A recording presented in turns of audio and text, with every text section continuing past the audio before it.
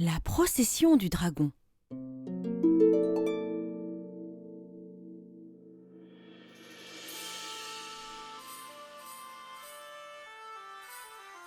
Au Moyen-Âge, la cité de Nogent-le-Rotrou présentait un tout autre visage. La basse ville, au pied du château Saint-Jean, était un marais fangeux et mystérieux, dont les recoins obscurs abritaient des choses terribles. L'une de ces choses avait d'ailleurs élu domicile dans les profondeurs d'un étang proche du quartier de Bourg-le-Comte. Cette chose terrorisait les habitants, et les alentours de cet étang étaient désertés par les gens. Faut pas aller là-bas. D'étranges gargouillis remontaient de ces eaux brûlantes. Oui, brûlantes, bouillonnantes même, car l'horrible créature qui y sommeillait n'était rien d'autre qu'un gigantesque dragon. Oh, il valait mieux ne pas s'aventurer dans le coin, et surtout, rester bien cloîtré chez soi dès la nuit tombée. Oh là là, faut point sortir. Car alors, la bête affamée se mettait à rôder dans les ruelles. De longs fils de bave dégoulinaient de son mufle frémissant. Elle reniflait. Elle cherchait quelle pitance lui servirait de dîner. La bête avait une vive préférence pour les tendres jeunes filles à la chair rose. Mais elle ne crachait pas non plus sur un enfant dodu ou deux pour le dessert, si la chance lui souriait. Enfin, à Nogent, on était prudent. On ne laissait guère traîner les enfants. Le dragon se rabattait donc souvent sur les vieillards. Non seulement on ne les surveillait pas, Qu'est-ce que c'est? mais en plus, il courait moins vite.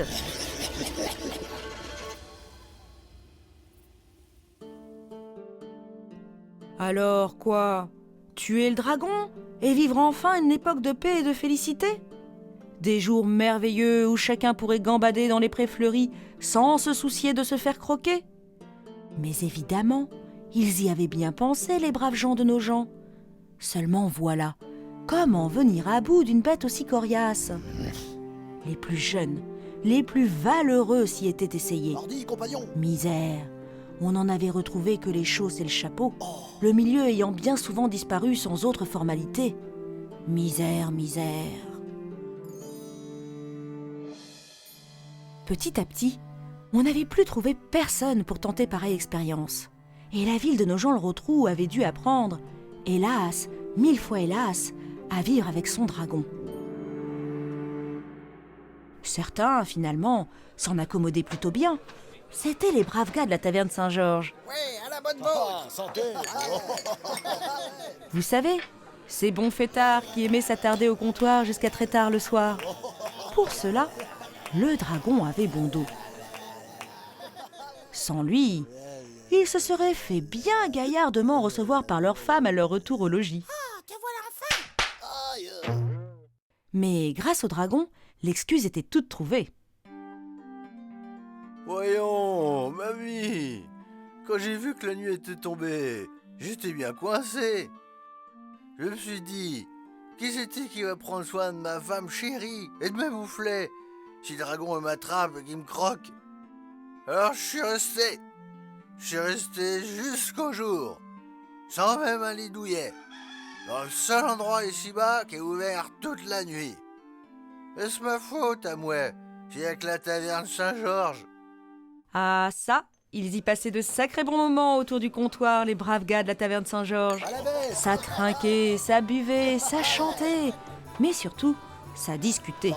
Et là, pour sûr, le sujet était tout trouvé. On parlait presque tout le temps du dragon de Nogent.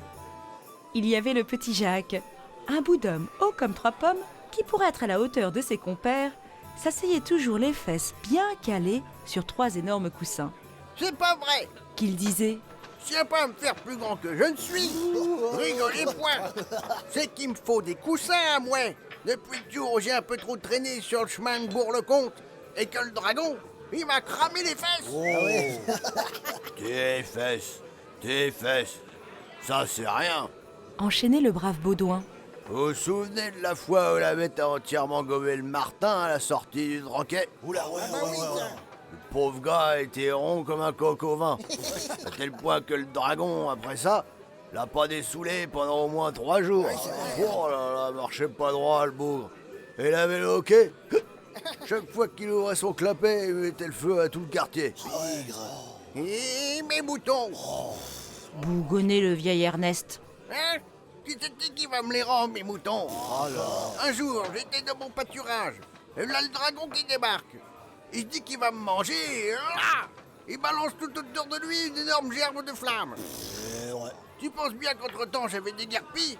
Mais mes moutons, mes beaux moutons tout ronds, et me les a tous rôtis. Vous autres, j'ai dû vous inviter à manger pendant 1 semaine pour pas gâcher ce festin-là. Ah, gredin, vous en avez bien profité. Ah, c'est vrai qu'ils étaient bons, tes moutons, Ernest. Bien cuits à point. Mais je dirais tout de même, pas assez arrosé à mon goût. Je trouve qu'on a du retard à rattraper, les amis. Allez, tournée générale. Levons nos verres et festoyons. C'était l'aubergiste qui avait parlé. Et avec ce genre d'argument, il faisait toujours l'unanimité. Tout le monde reprenait alors en chœur. Levons nos verres et festoyons. Un dragon, ça fout les jetons, ça vaut au moins 100 larrons. Un dragon qui rôde en rond, y en a un dans ma région. Nous on fait pas les fiers, on boit la bière, on reste au coin du feu. On lui ferait bien la peau, mais les héros périssent un peu moins vieux. Le dragon de ma contrée voudrait bien tous nous manger. Au goûter, au déjeuner, il est toujours affamé. Mais nous, on n'est pas fous, on est cachés au fond de nos maisonnées. On pourrait l'embaucher, peut-être demain, mais peut-être jamais. Le dragon de nos gens le retrouve, nous courserait bien partout. Si l'on passe vers son trou, on prend les jambes à notre cou. Un jour on l'aura bien, il y aura quelqu'un qui mènera vers sa fin. Mais c'est pas pour demain, alors tant pis, il nous reste le bon vin. À ta santé mon ami, et à celle de nos chéris, il faut célébrer la vie, ou ça ne serait pas poli. La la la la la la la la la la la la la la la la la.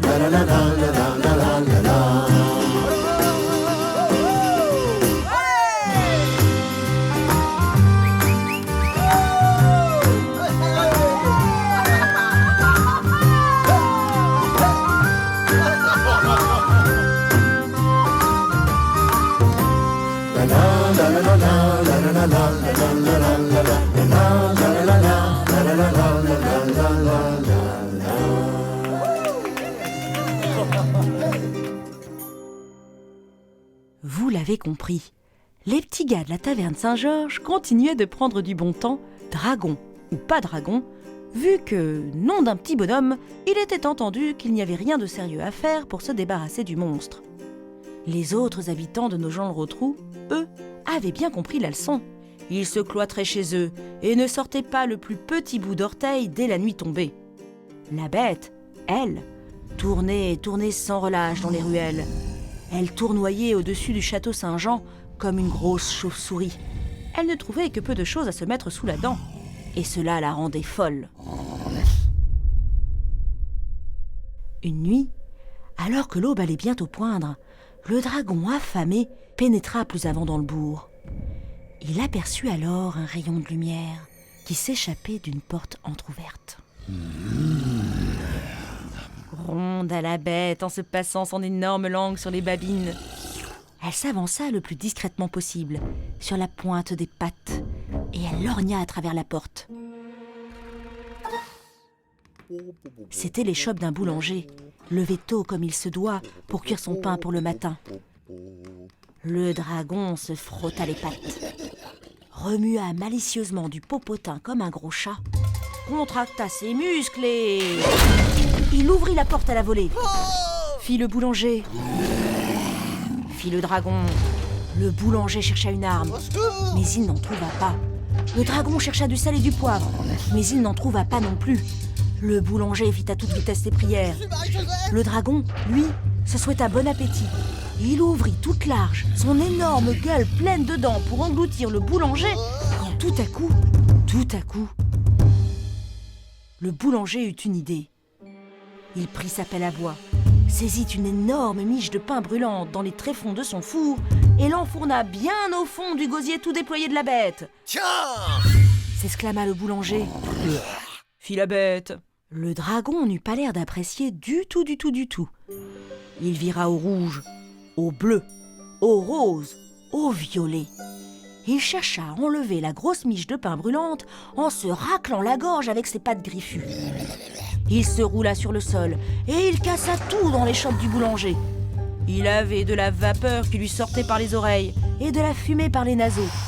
Il toussa, il râla tant qu'il put, mais c'était bien colmaté. C'était de la miche percheronne de première qualité. Bref, rien n'y fit. Le dragon tomba raide mort au pied du boulanger. Hurrah! Le boulanger était un héros.